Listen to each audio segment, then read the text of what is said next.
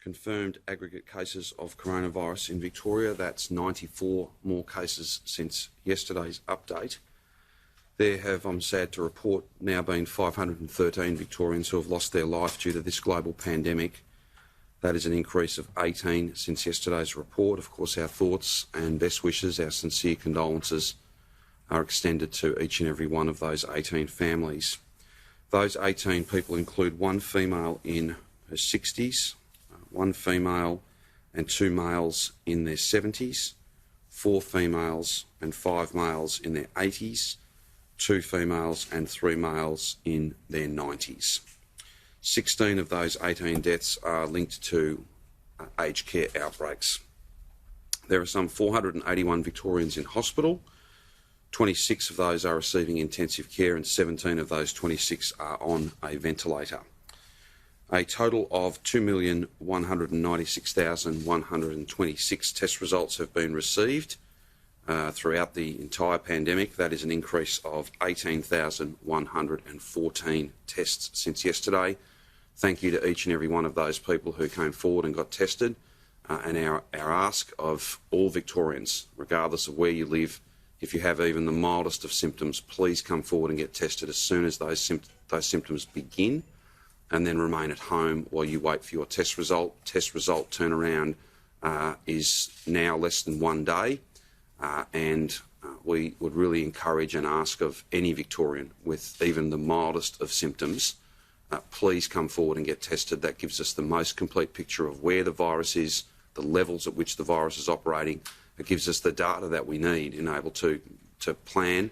That enables us to plan for the future and make decisions about opening up. Just over 18,000 is a very good number, and throughout the week we've seen very consistent test result performance, and I'm very grateful to every Victorian who has come forward. And again, please, even the mildest of symptoms, visit one of the more than 190 test site locations. Wait at home till you get your result. That'll give us the information, the clarity that we need to make really important decisions about what the weeks and months ahead look like. There are 4,223 cases of unknown origin, 26 since yesterday, that have been closed out via coronavirus detective work. There are some 411 healthcare workers who are active cases, so there has been some stability and a steady decline come to those numbers. Similarly, there are 2,983 active cases across Victoria, so those numbers continue to come down. Very quickly, in terms of the other usual numbers that I give you, and again, these numbers never quite reconcile because of some investigations that are ongoing, but regional local government areas under stage 3 restrictions, so regional Victoria, 177 active cases, so they continue to come down. They are low. We want to keep them low and drive them down even further. So thank you to everybody in regional Victoria, from regional cities to the smallest of country towns, doing an absolutely magnificent job in following the rules. I know it's difficult, I know it's challenging, but it is working. The strategy is absolutely working with just 177 cases. 3 communities that we had been concerned about: Greater Geelong, 59 active cases, no new cases overnight. Greater Bendigo, 16 active cases, just 1 new case. And Ballarat has 6 active cases and no new cases overnight. So in those communities, and indeed right across regional Victoria, we are seeing numbers falling steadily, and that's critically important. In disability facility settings, we have a total of 43 active cases, 29 amongst staff members, 14 amongst residents.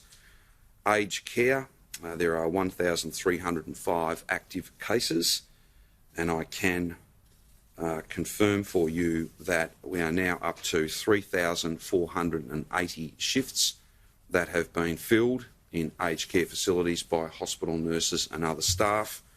I again take the opportunity on behalf of all Victorians, and particularly on behalf of those that are living in residential aged care and their families, just to extend a thank you to all of those nurses, to all of those hospital staff who would not have perhaps ever seen themselves doing that work.